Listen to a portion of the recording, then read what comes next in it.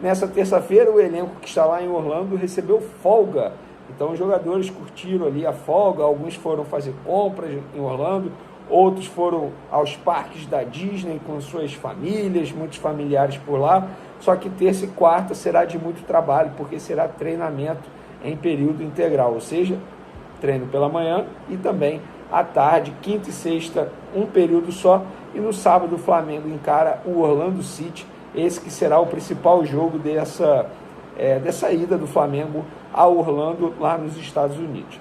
Sobre o Gabigol deu sua primeira entrevista para o Zico, pois é, e ele falou sobre a final do Campeonato Carioca. Qual será a final do Campeonato Carioca, na opinião do Gabigol? Ele disse o seguinte, abre aspas, acho que o Botafogo, pelo investimento com a SAF, eles podem contratar alguns jogadores, ficaram alguns também do ano passado, então pode ser uma equipe muito difícil. O Vasco, pelo ano ruim que teve, quase caiu, pode ser que eles voltem. E o Fluminense, o atual campeão da Libertadores. Então eu aposto no Fla-Flu na final. É um clássico muito bonito, é muito legal, espero que dê Flamengo dessa vez. Zico também perguntou a média de Gabigol no Flamengo. O atacante respondeu que em 2019 foi seu recorde, com 43. Então o Galinho propôs um desafio. Menos de 35 não dá. O atacante aceitou e apostou um jantar com o ídolo rubro-negro. Disse o seguinte, vou em busca disso. Se eu fizer 35, você paga o jantar. Se eu não fizer, eu te pago o jantar. Gostei da resenha. Então o Gabigol, obviamente, em tom de brincadeira, dizendo aí que vai tentar fazer pelo menos 35 gols na temporada 2024. Espero que assim seja. Embora eu acho que para o Gabigol se tornar titular novamente, ele vai ter que comer a bola, jogar muita bola dentro de campo e ainda torcer, entre aspas, para o Pedro não ficar à disposição. Porque eu não vejo hoje, olhando o estilo do Tite, ele sacando o Pedro para poder botar o Gabigol como centroavante. Vamos falar de mercado da bola, porque a história envolvendo Mateuzinho, ou Matheus França, como ele quer ser chamado a partir de agora, está dando o que falar. Pois é, o jogador ainda não é atleta do Corinthians, está treinando no CT do Corinthians há uma semana, já apareceu em treino aberto a torcida corintiana, já apareceu em vídeo dos bastidores dos treinamentos do Corinthians com a camisa do Corinthians, mas não tem contrato com o Corinthians. Ele continua sendo jogador do Flamengo. Inclusive, isso é até um questionamento que eu posso correr atrás. Se ele se machucar lá, o que acontece? O Corinthians vai assumir esse prejuízo ou o prejuízo será do Flamengo? Porque o contrato dele continua vigente com o Flamengo. E sobre essa situação, o que está acontecendo é o seguinte, o Corinthians quer mudar aquilo que havia sido acordado anteriormente. O Corinthians quer botar opção de compra ao término do contrato, avaliado em 6 milhões de euros. O Flamengo não quer colocar opção de compra, quer manter aquilo que havia sido acordado anteriormente. E foi acordado com o diretor deles, o Rubão. Só que quando o contrato chegou no presidente do Corinthians, o presidente analisou e falou, opa, isso aqui eu não vou assinar não.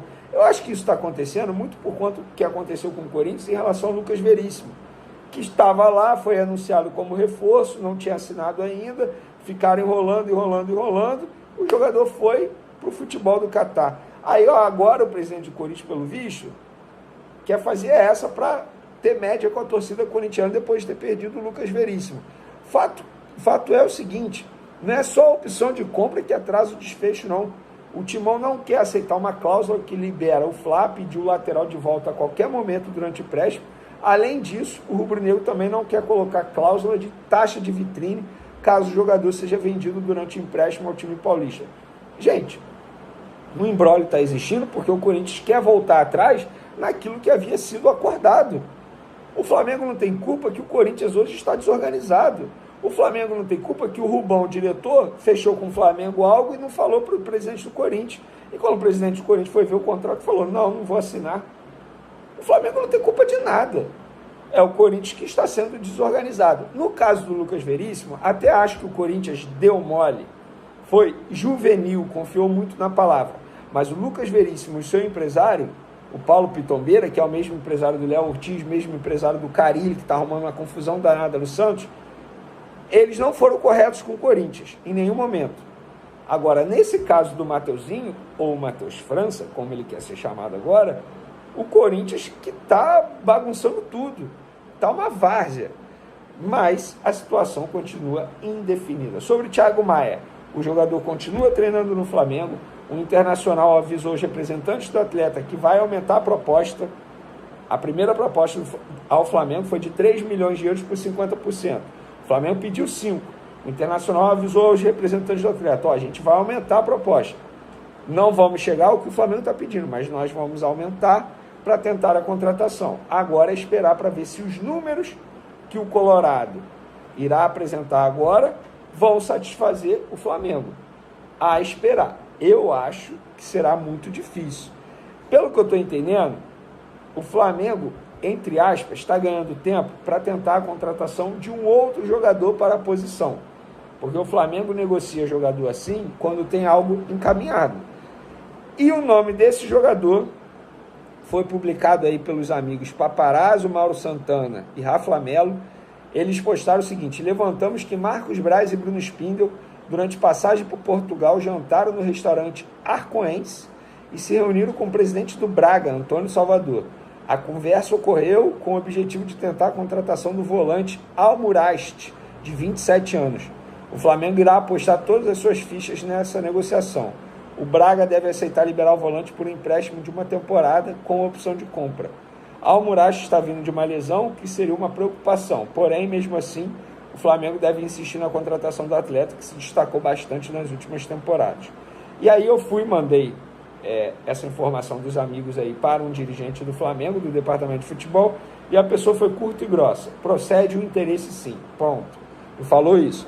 Para quem não conhece esse jogador, é um jogador que está no Braga atualmente, ele tem 27 anos, ele está no Braga desde a temporada 2020, teve passagem por Rio Ave também de Portugal, Vitória também de Portugal, tá bom? É um jogador que é destaque hoje do time português e de fato seria uma boa contratação. Faz total sentido, porque o Thiago Maia não foi vendido, pela informação que eu tenho é essa, que o Flamengo está ganhando tempo para poder ter um jogador encaminhado. Caso não consiga ter um jogador encaminhado, o Flamengo dificilmente venderá Thiago Maia ao Internacional, até porque, teoricamente, você reforça um rival na briga pelo Campeonato Brasileiro. E, de fato, o Internacional vem montando um bom time. Será rival, sim, do Flamengo no Campeonato Brasileiro. Eu acho que o Inter vai brigar nas cabeças na competição nacional. Na Libertadores, o Internacional não está, mas no Campeonato Brasileiro será, sim, um rival direto do Flamengo. Então, fica aí a informação, publicada primeiro pelos amigos aí, Mauro Santana, Paparazzo e Rafa Melo, e a gente confirmando que, como disse um dirigente aí, procede o interesse sim, a pessoa não disse mais detalhes. E aí, torcedor, você gostaria da contratação desse jogador? Pode deixar a sua opinião aí nos comentários. Sobre o zagueiro Domingos Duarte, do Getafe, conversas continuam em andamento. Flamengo, um dirigente do Getafe me confirmou hoje novamente que o Flamengo continua conversando com eles para poder tentar essa contratação, e aí a gente vai atualizando vocês aqui. Sobre Vinha, tá, galera? O Flamengo já enviou a documentação para o jogador, para os empresários do jogador, agora só falta a assinatura deles para o Flamengo poder anunciar a contratação desse baita jogador. Inclusive no lado do Flamengo, o departamento de marketing e comunicação já tem tudo pronto ali, todo o material pronto para poder divulgar nas redes sociais. Só falta o ok do departamento de futebol e, obviamente, do departamento jurídico, que é quem recebe toda a documentação ali. Beleza, galera? Espero que vocês tenham gostado do vídeo. Continuem acompanhando o canal Vene Casagrande. Um beijo, um forte abraço e fui!